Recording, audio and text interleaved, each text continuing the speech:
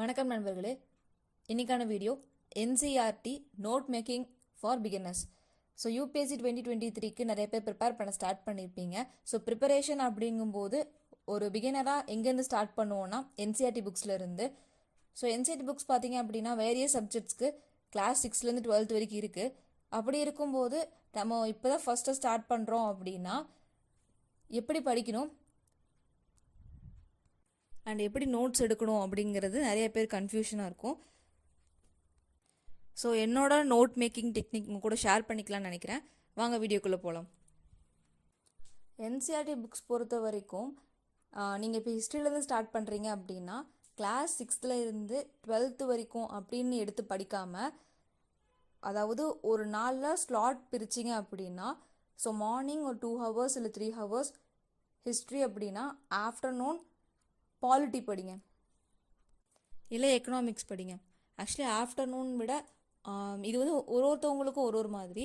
சில பேர் எக்கனாமிக்ஸ் பாலிட்டியில் ஆஃப்டர்நூனுக்கு மேலே படிக்கிறதுக்கு அவங்களுக்கு போர் அடிக்கிற மாதிரி ஃபீல் ஆகலாம், இல்லை ஒரு மாதிரி ஹெவியாக இருக்கிற மாதிரி ஃபீல் ஆகலாம். ஸோ அந்த மாதிரி இருக்கிறவங்க மார்னிங் எக்கனாமிக்ஸ் அப்படி படிச்சுக்கோங்க, ஆஃப்டர்நூன் ஹிஸ்ட்ரி படிச்சுக்கோங்க. எப்போவுமே வந்து உங்களுடைய சப்ஜெக்ட்ஸ் கிளாஸ் 6லேருந்து 12th வரைக்கும் அப்படியே கண்டினியூ பண்ணலான்னு நீங்கள் நினைக்காதீங்க. பிகாஸ் நீங்கள் ஒரு சப்ஜெக்ட் மட்டுமே கவர் பண்ணுற மாதிரி இருக்கும். அதுக்குன்னு ஒரே நாளில் 3 இல்லை 4 சப்ஜெக்ட்ஸ் அதையும் படிக்காதீங்க. அப்படி பண்ணாலுமே உங்களுக்கு ரொம்ப டிப்ரெஷனாக இருக்கும். ஏன்னு கேட்டிங்கன்னா நீங்கள் படித்து முடிச்சுட்டு நோட்ஸும் எடுக்கணும். அப்படி இருக்கும்போது இந்த மாதிரி ஒரே நாளைக்கு 4 சப்ஜெக்ட் படிச்சிங்கன்னா அது கஷ்டம். ஸோ ஒரு நாளைக்கு 2 சப்ஜெக்ட் அந்த மாதிரி எடுத்துக்கோங்க. அதில் உங்களுக்கு கன்வீனியன்ஸ் பொறுத்து மார்னிங் இந்த சப்ஜெக்ட் படித்தா எனக்கு ஓகேவாக இருக்கும், இல்லை ஆஃப்டர்நூன் இது படித்தா ஓகேவாக இருக்கும்னா அந்த மாதிரி எடுத்துக்கோங்க. ஸோ இன்றைக்கி மார்னிங் வந்து நம்ம ஹிஸ்ட்ரி கிளாஸ் 6 எடுக்கிறோம் அப்படின்னா அதை ஃபுல்லாக படிங்க. ஆஃப்டர்நூன் எக்கனாமிக்ஸ் எடுக்கிறோம் அப்படின்னா கிளாஸ் 9th 10th அந்த மாதிரி எது இருந்தாலும் ஓகே. இல்லை கிளாஸ் 11th 12th டைரெக்டாக போகிறதா இருந்தாலும் அந்த மாதிரி படிச்சுக்கோங்க. ஸோ இன்றைக்கி வந்து சாம்பிள் நோட்ஸ் அதுவும் காட்டலான்னு நான் இருக்கேன். நான் எடுத்திருக்க புக் பார்த்தீங்க அப்படின்னா கிளாஸ் 6 ஹிஸ்ட்ரி அவர் பாஸ்ட் 1. ஸோ அந்த புக்கில் சாப்டர் 1 எடுத்திருக்கேன். ஸோ சாப்டர் 1 ஃபுல்லாலாம் கொடுக்கல, ஜஸ்ட் ஒரு 1 to 2 pages மட்டும் நான் கவர் பண்ணியிருக்கேன். ஸோ நோட்ஸ் எடுக்கணும் அப்படின்னா டைரெக்டாக படிச்சுட்டு புக்கில் என்ன இருக்கோ அதையே வந்து திரும்பி எழுதக்கூடாது. நிறைய பேர் அப்படி தான் பண்ணுறாங்க. என்னென்ன லைன்ஸ் இருக்கோ அதை அப்படியே திரும்பி மென்ஷன் பண்ணுறாங்க. அந்த மாதிரி பண்ணாதீங்க. ஒரு சின்ன சின்ன வேர்டு, அதாவது ஒரு பேரை நீங்கள் படிச்சிங்கன்னா அதில் வந்து ஏதோ ஒரு கீ பாயிண்ட் மாதிரி நோட் பண்ணிக்கோங்க. அதை வந்து நீங்கள் ஒரு பேப்பரில் எழுதி வச்சுக்கோங்க. ஸோ எப்போ அதை நீங்கள் பார்க்கும்போதும் அந்த பேரா உங்களுக்கு ஞாபகம் வரணும். பேரா இம்பார்ட்டன்ட் கிடையாது, அதில் இருக்க விஷயம்தான் முக்கியம். ஸோ அதை வந்து நீங்கள் கவர் பண்ணுற மாதிரி ஒரு லைன் இல்லைனா ஒரு வேர்டில் நீங்கள் எழுதி வச்சுருங்க. அப்போது ரிவிஷன் பண்ணும்போது ஈஸியாக இருக்கும். ஏன்னா ப்ரிலிம்ஸ் எக்ஸாம்ஸ் வரும்போது அதுக்கு முன்னாடி நாள் நீங்கள் ரிவைஸ் பண்ணுறீங்க அப்படின்னா நீங்கள் நிறைய லைன்ஸ் எழுதியிருந்தீங்கன்னா உங்களுக்கு டஃப்பாக இருக்கும். இதே கீ பாயிண்ட்ஸ் அந்த மாதிரி எழுதியிருந்தீங்க அப்படின்னா கொஞ்சம் ஈஸியாக இருக்கும். ஸோ என்சிஆர்டிஸில் நோட் மேக்கிங்கில் நிறையா டைப்ஸ் இருக்குது. ஸோ அதை பற்றி இன்னொரு வீடியோவில் கிளியராக பார்க்கலாம். ஏன்னா நோட் மேக்கிங்னா ஜஸ்ட் கீ பாயிண்ட்ஸ் மட்டும் நோட் பண்ணுறது நோட் மேக்கிங் கிடையாது. அதில் நம்ம மைண்ட் மேப்ஸ் யூஸ் பண்ணுவோம், அப்புறம் கலர் பென்ஸ் நிறைய யூஸ் பண்ணி நம்மளுக்கு ஞாபகம் வச்சுக்கிற மாதிரி பார்த்தா கலர்ஃபுல்லாக இருந்தால் கொஞ்சம் படிக்கணும்னு தோணும். ஸோ அந்த மாதிரி நிறைய விஷயம் பண்ணுவோம். ஒரு ஃப்ளோ சார்ட் போடுறது அந்த மாதிரிலாம் இருக்கும். ஸோ அதை நம்ம இன்னொரு வீடியோவில் கிளியராக பார்க்கலாம். அதே மாதிரி என்சிஆர்டிஸ் நோட் மேக்கிங்கில் பார்த்தீங்கன்னா 2 டைப் ஆஃப் பர்சன்ஸ் இருப்பாங்க. ஃபர்ஸ்ட் டைப் பார்த்தீங்கன்னா டிஜிட்டல் நோட்ஸ் எடுக்கிறவங்க, செகண்ட் டைப் மேனுவல் நோட்ஸ் எடுக்கிறவங்க. ஸோ டிஜிட்டல் நோட்ஸ் எடுக்கிறவங்க என்னென்னா பிடிஎஃபாக டவுன்லோட் பண்ணி ஸோ அதுலேயே அவங்க நோட் மேக்கிங் பண்ணிப்பாங்க. இல்லை அப்படின்னா ஒரு ஷீட் மாதிரி ஓப்பன் பண்ணுவாங்க. அதில் வந்து ஃபஸ்ட்டு படிச்சுட்டு ஒன்று புக்கில் மார்க் பண்ணிப்பாங்க, இல்லைனா அந்த கூகுள் டாக்ஸ் அந்த மாதிரி ஓப்பன் பண்ணி அதில் அவங்களுக்கு வேணுங்கிற நோட்ஸ் வந்து சிங்கிள் லைனராக எழுதி வச்சுருப்பாங்க. மேனுவலில் எழுதுறவங்க என்ன பண்ணுவாங்கன்னா புக்ஸு ஒன்று பிடிஎஃபாக இல்லை அப்படின்னா ஹார்ட் காப்பி வாங்கிட்டு வந்து அதில் அண்டர்லைன் பண்ணிப்பாங்க. அடிஷ்னலாக ஒரு ஒயிட் பேப்பரில் அந்த நோட்ஸ் எல்லாம் எழுதிட்டு அதை பின் பண்ணுறவங்களும் இருப்பாங்க.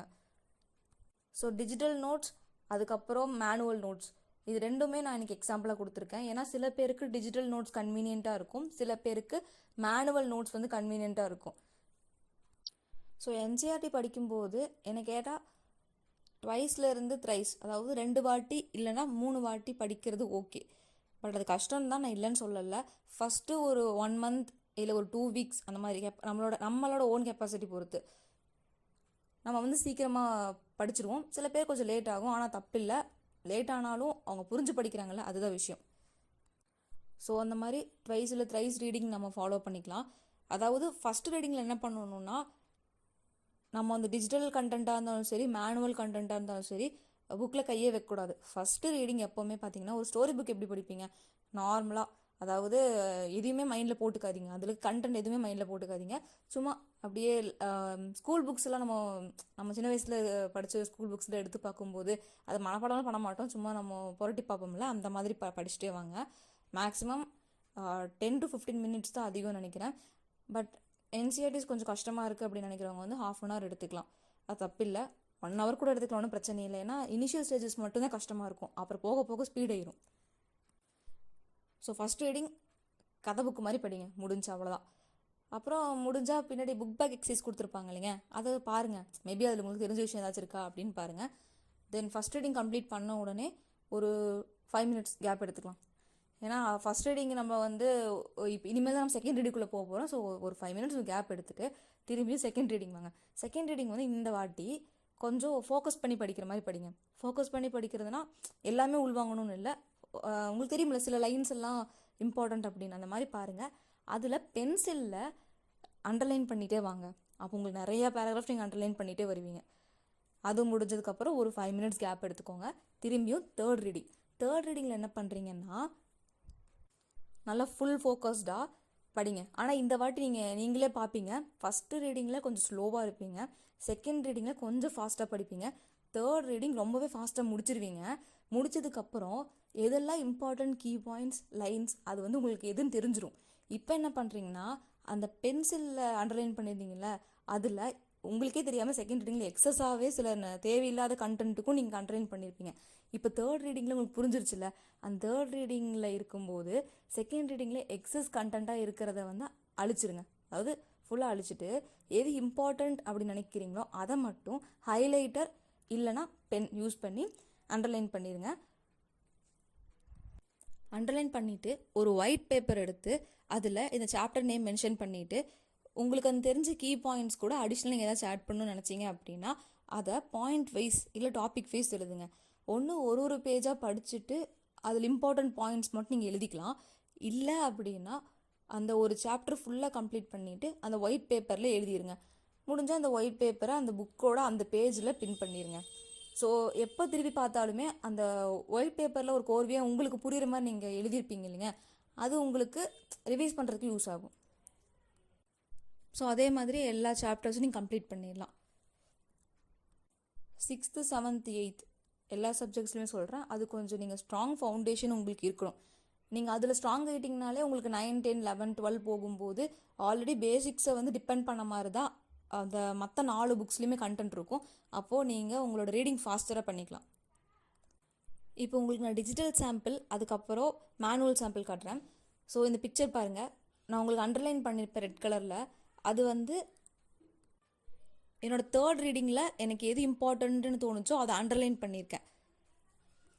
ஸோ நான் அது பிடிஎஃபாக டவுன்லோட் பண்ணிவிட்டு அதில் அண்டர்லைன் பண்ணிவிட்டு சேவ் பண்ணியிருக்கேன். ஸோ நான் பார்த்தீங்க அப்படின்னா டிஜிட்டல் மேனுவல் ரீடிங் தான் பண்ணுவேன். அதாவது டிஜிட்டல் ரீடிங் எடுத்துகிட்டு அதில் இருந்து மேனுவலாக ரிட்டனாக நான் மாற்றிப்பேன். ஸோ இந்த பேஜில் பார்த்தீங்கன்னா அவ்வளோ லைன்ஸ் இருக்குது, ஆனால் 2 பாயிண்ட் தான் இம்பார்ட்டன்ட்டு எனக்கு தோணுச்சு, நான் அது மட்டும் அண்டர்லைன் பண்ணியிருக்கேன். சரி, இப்போ இந்த பாயிண்ட்டை வச்சு நான் எப்படி மேனுவலாக கன்வெர்ட் பண்ணியிருக்கேன்னு உங்களுக்கு காட்டுறேன். நெக்ஸ்ட் பிக்சர் பாருங்கள். ஸோ இதில் பார்த்தீங்க அப்படின்னா நான் புக்கு டைட்டில் கொடுத்துருக்கேன், அப்புறம் சாப்டர் டைட்டில் கொடுத்துருக்கேன். அதுக்கப்புறம் அந்த இம்பார்ட்டன்ட் பாயிண்ட்டாக இருந்ததை வந்து இப்போ கேதரர்ஸ் அப்படின்னா அது இம்பார்ட்டன்ட் பாயிண்ட் கேதரர்ஸ்னு கொடுத்துருந்தாங்க.